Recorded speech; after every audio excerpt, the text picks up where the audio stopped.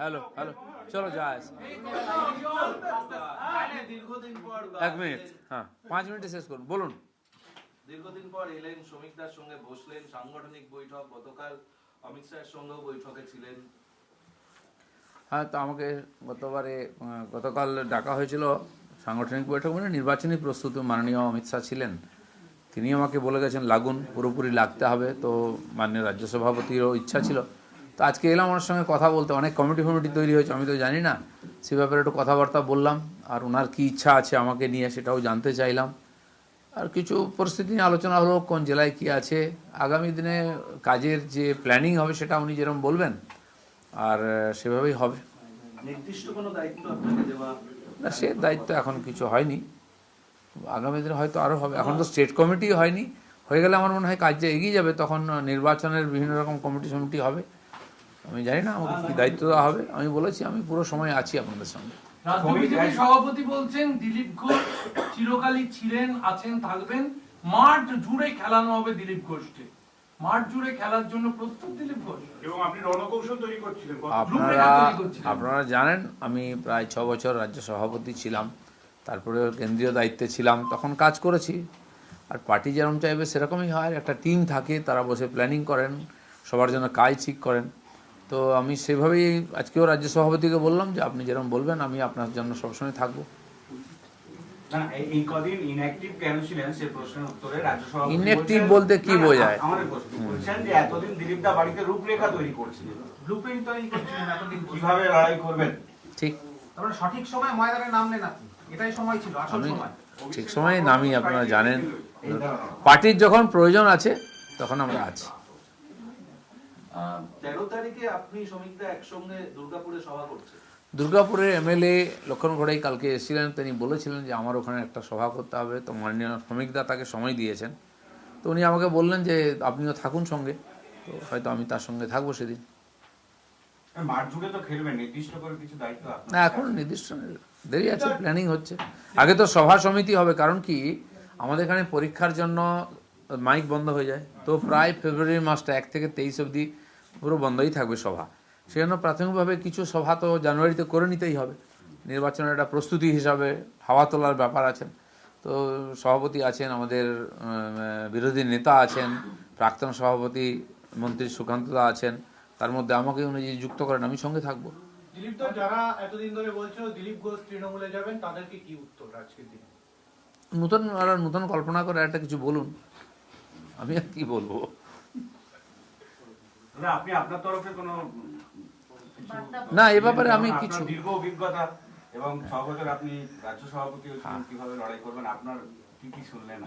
না, সেই ব্যাপারে বর্তমান পরিস্থিতিতে কিছু পাল্টেছে, আমাদের কার্যকর্তাদের টিম পাল্টে গেছে, অনেক নতুন লোক এসছেন, তারাও পার্টির দায়িত্বের মধ্যে এসছেন, কিছু লোক পরীক্ষিত হয়ে গেছেন, কিছু নতুন লোক আছেন, সব মিলিয়ে কাজ হবে। তার জন্য কেন্দ্রীয় নেতারা আসছেন, এখানকার যে টিম আছে তারা বসে প্ল্যানিং করছেন।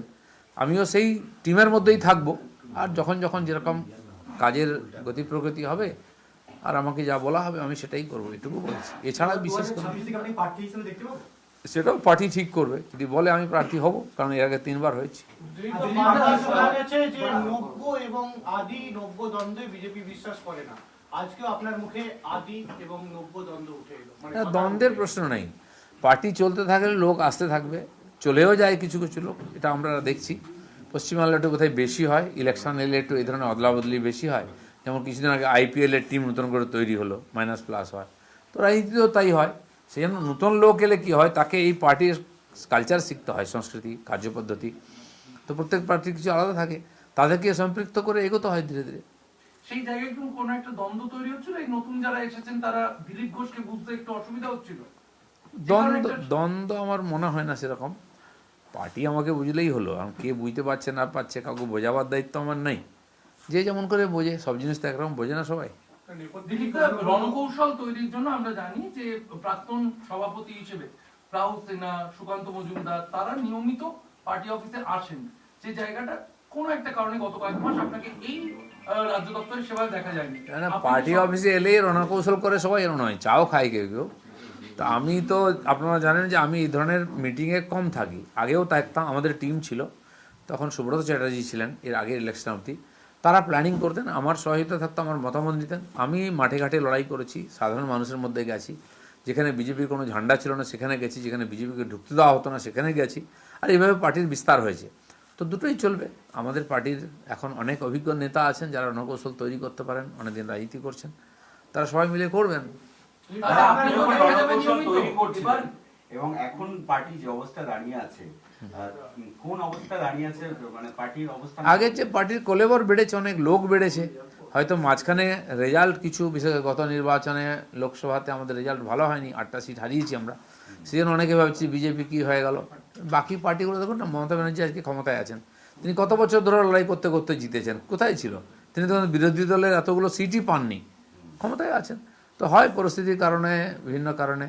তো এখন সারা ভারতবর্ষে বিজেপি আছে, বিভিন্ন পরিস্থিতি জেতার অভিজ্ঞতা আছে, আর সেই কেন্দ্রীয় নেতারা এখানেও নির্বাচন পরিচালনা করবেন আমাদের সামনে থেকে।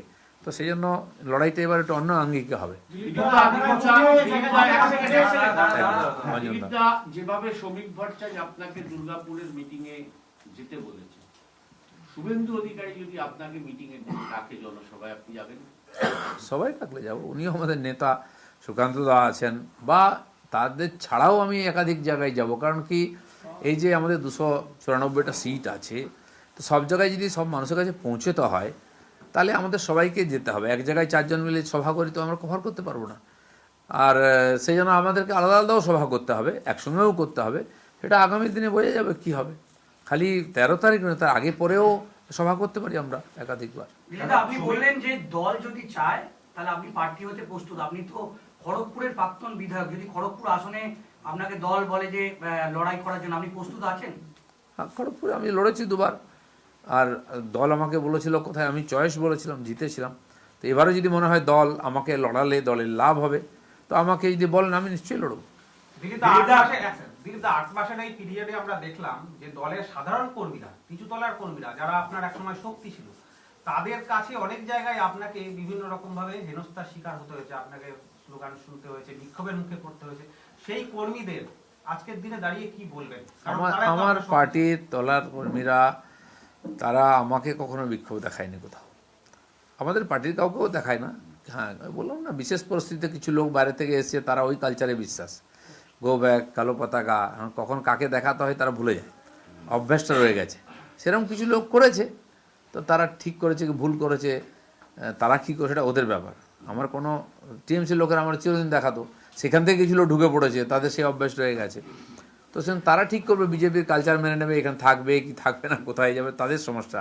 দিলীপ ঘোষের এটা কোনো সমস্যা নয়। বাংলার বিজেপির রাজনীতিতে আপনাকে যদি আমরা আদি নেতা হিসেবে ধরি, তাহলে অনেক দল বদলে বাংলার বিজেপিতে শীর্ষ ক্ষমতায় থাকা নেতারা আজকের দিনে দাঁড়িয়ে নতুন করে তারা প্রমাণ করার চেষ্টা করছেন যে আমি বিজেপিরই লোক, আমি আপনাদেরই লোক। আমরা দেখুন, আদি অনন্ত বলে কিছু নাই। আমি 10 বছর আগে এসেছি, কেউ 12 বছর আগে এসছে, কেউ 8 বছর 7 বছর আগে এসছে। কে আদি, কে অনন্ত? আদি তো অনেক, আর আমার চেয়ে অনেক বছর পুরনো। আমাদের মাননীয় শ্রমিক দা আমার চেয়ে অনেক বছর আগের থেকে বিজেপি করছেন, তিনি আদি। তো পার্টি পরিস্থিতি অনুযায়ী কাউকে কাউকে দায়িত্ব দেয়, কিন্তু আমরা সবাই আদলে কর্মী। তো যারা এসছেন তাদেরও দায়িত্ব আছে যে পার্টির সংস্কৃতির সঙ্গে মিলে গিয়ে নিজেকে বিজেপি হিসেবে প্রমাণিত করা ব্যবহারের মাধ্যমে।